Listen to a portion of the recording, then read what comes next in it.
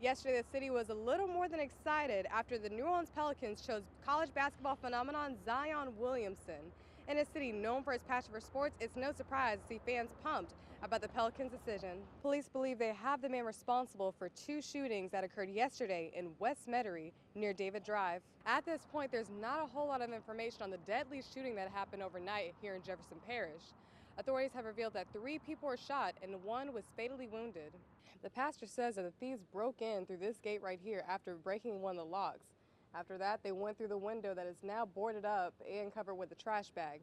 Now, to prevent any further burglaries from happening, the pastor is trying to get bars on every single one of these windows, and so far he already has one up. Now, the thieves took off with some very expensive equipment from this small church, and it's going to take them a while to replace all of it. Following severe flooding on Mother's Day, people are wondering what changes will be made to prevent future flooding in the city. Sewage and Water Board Executive Director Gaston Corbin says the drainage system citywide functioned just as it was supposed to function, and that the pump lost power for an hour or so at Station 7 in City Park probably had little, if any, impact of the street flooding the city experienced. The flip side of that, Corbin says the city of New Orleans, really any city anywhere, is always going to face rain events that overpower the pumping system. What happened Sunday is that you had about an 8-inch storm in places where it just overwhelmed the system. And I can assure you, having experienced flooding in Milwaukee, where we've had 700-year storms, any system will be overwhelmed at one point. In New Orleans, the system can handle an inch of rain in the first hour, a half inch of rain every hour after that. Needless to say, the city got that and more this weekend. Corbin says that the biggest challenge that the Sewage and Water Board is facing is funding, finding the money necessary to upgrade a system that is called ancient and aging. A long-term master plan is being developed as we speak to upgrade the system and pay for it. Science experiments are fun, but sometimes impractical because the supplies needed are unavailable. Now, there's a place teachers can go to get these resources for a fairly low price. We invite any teacher who wants to borrow anything that they want for free. Todd Wackerman was a teacher when he thought of this idea. He found himself wanting to do fun lessons in class, but the supplies he needed were so expensive. So he started the nonprofit STEM Lab. You can walk in here, and if you need a bunch of hula hoops, you can have those hula hoops.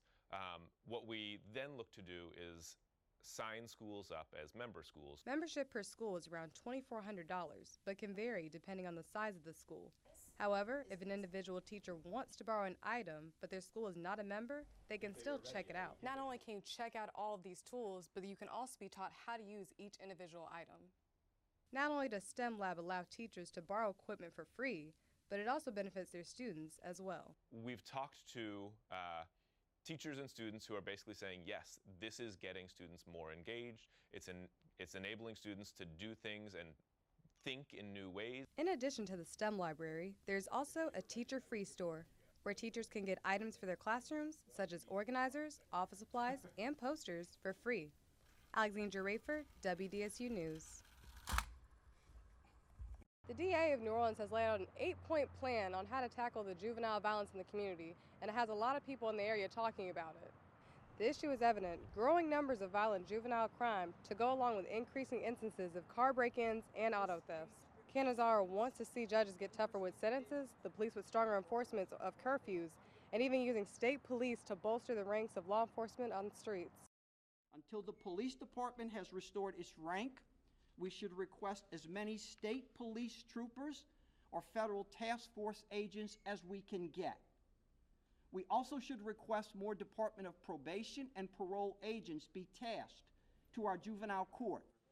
As I said before, no one is against safer streets or less juvenile crime in the area, but there are people who have different opinions on how to go about it. When you were a kid,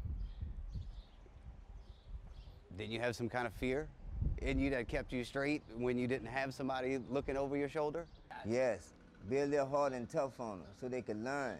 You know, try to do a little more fun, little programs or something, try to help them. Reporting for WDSU, I'm Alexandria Rayford. Goodbye Union Street, hello Zion Street. There's something new on the corner of Charles Avenue. Only in New Orleans. The basketball phenomenon Zion Williamson was recently drafted by the Pelicans. Dude about to make a big impact, a big one. So much that someone decided he needs a street named after him. So they put a Z on top of Union Street, and it now reads Zion Street. But some don't agree just yet. I'm ready to see what he can do first. It may not be official now, but if the Pelicans win an NBA championship, there's no limit to what can be changed in the city. Alexandria Rayford, WDSU News.